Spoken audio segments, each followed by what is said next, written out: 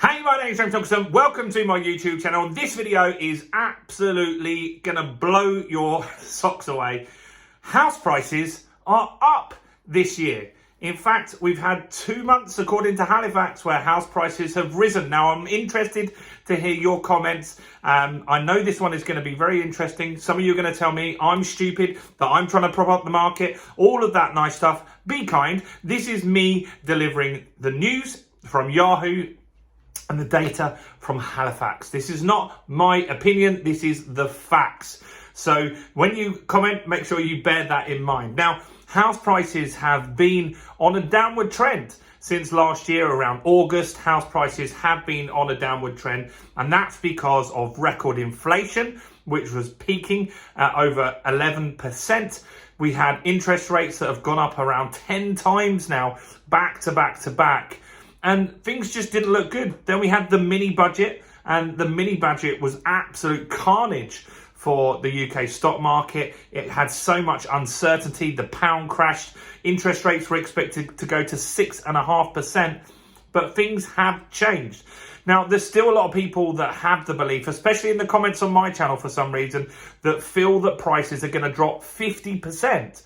Well, I just don't see that happening. I'm not saying that the market's not going to drop just for clarity here, but I am saying, and I have said all along, that I feel it will be a much longer process and won't be as big as you may think. Now, it made sense during the pandemic that prices should have gone down, but we had record increases. Now, my side of the argument is that I would prefer house prices to just generally raise slowly over time to give you that predictability. The last 2 years have been great financially for me, but I prefer predictability, because if you get a huge rise, you can always get a big crash on the backside of that as well, and that's not what you want. And if you're doing projects and you're doing finance and you're using bridging loans and stuff like that, you'd much rather just a stable market any day than volatility. So let's look at the data that we have got today. So Halifax have come out. We had nationwide details and they said it was a flat market for them. But Halifax, who own one of the biggest lenders called the Mortgage Works, if you look on Compare the Market or anyone like that, you'll always see they have the best deals. And they're saying that the market in February went up 1.1%. They're also saying that their January data now was 0.2% up.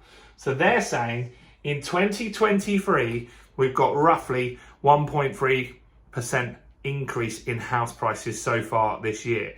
Now, that kind of makes sense to what the lenders have been saying. I made a video last week where lenders were saying that they didn't feel the market was going to drop as much. And the comments went crazy on that video. Absolutely bonkers. People telling me that I was trying to prop the market up, that I didn't know what I was talking about. I was just delivering the data from the lenders. And the lenders have a lot more data than anybody else. They have more data than the land registry because they know what's happening today, don't they? So if you were going to say that you're going to buy a property and you get it approved, you've got your mortgage and you've done your estate agent part, they know what's going through the market right now. So their system is going to be able to tell them roughly, they know the deals that are going to complete in around 5 to 6 months from now.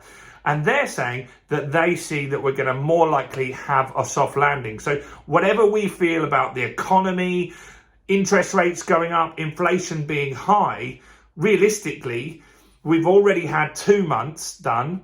They've already got data pretty much locked in now for the next 5 to 6 months, because those transactions are already going through the process at the moment. And then you've got like a 4-month period at the back end. So unless there's going to be some huge crash where we get 10% drops in a month, I think they're more likely to be right than what we expect. Now, that's not saying that we won't get more drops in 2024, but it is saying that the market slowdown might take longer than you might hope or that you might expect. So we're looking at 1.1% is the increase.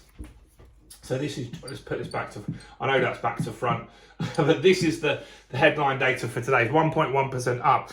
Now, since August, where house prices peaked last year, the average house price is now down £8,500. And as an investor, should that worry me? No, because you should be looking at deals where you can add at least £8,500. And that's what you want to do. You don't want to be buying brand new properties or properties that are good to go. You want to buy properties where you can add value. If you can't add 8.5 grand to a property, then it's not the right deal for you. And so they're saying that, yeah, we're 8,500 down, and that is since August. And since August, the market is down 2.9%. Right, so that pretty much, most of that was at the back end of last year. But on an annual basis, we are still up, because obviously we had some good months in like the summer last year. And so on an annual basis, we're still up as a property market 2.1%. So that's good. Average house prices are still strong. So the average house price now is 285,476, which is pretty strong still. So look, what you've got to look at with this stuff is, and this is a line actually from Yahoo, which was from one of the main people at Halifax. They said, what is really keeping the market strong at the moment, which I've been talking about on this channel, and people have said that I've been crazy on this one as well, but they said what's helping the market is recent reductions in mortgage rates. So while the Bank of England base rate has been going up, actual rates that you can get have been going down. And so that's helping people getting new deals, remortgaging, refinancing, all of that stuff that needs to happen.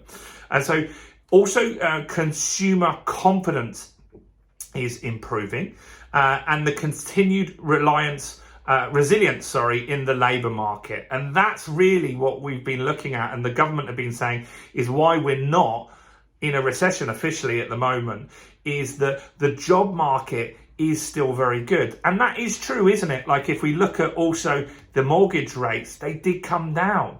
You can get deals at 3.99%. Yes, maybe you've got to have a fairly good chunk of money in your house, but lots of people do. And you can still get lots of rates around the 4% mark, which is good. Whereas earlier, at the end of last year, you were getting rates at around 6.5%. And people were also talking in the news about getting rates quoted to them at 10%.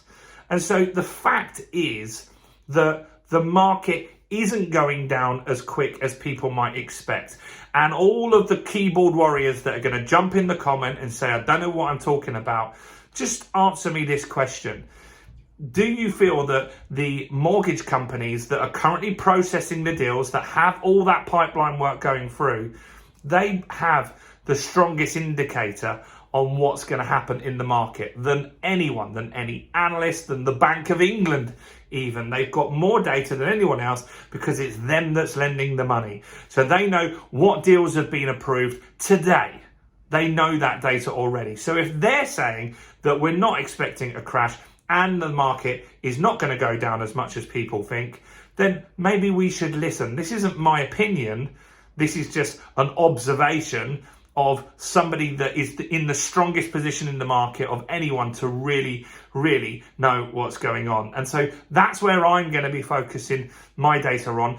But it's irrelevant to me because when I'm investing, I'm looking for deals that are below market value anyway, where I can add value to it. And even if the rate is high today and I can fix it for 5 years, then I'll do the deal because that's better than money sitting in the bank. But look, keep it kind in the comments. Let me know your thoughts. This was a surprise to me. I didn't think that we'd have this. I have said on record, I felt that the UK market in 2023 will go down around 8%. Now, I know when you're going up or down, there's a slight variance on actually how much that is. But that means that the market needs to roughly go down 9% from where we are now, because we've gone up more than 1% so far this year. So let me know your thoughts in the comments. Keep it kind, keep it courteous, smash the like button, guys. Do check out all the other videos on the channel. And if you want to know how to buy a house for £1, which would be a lot easier, go and watch this video right here.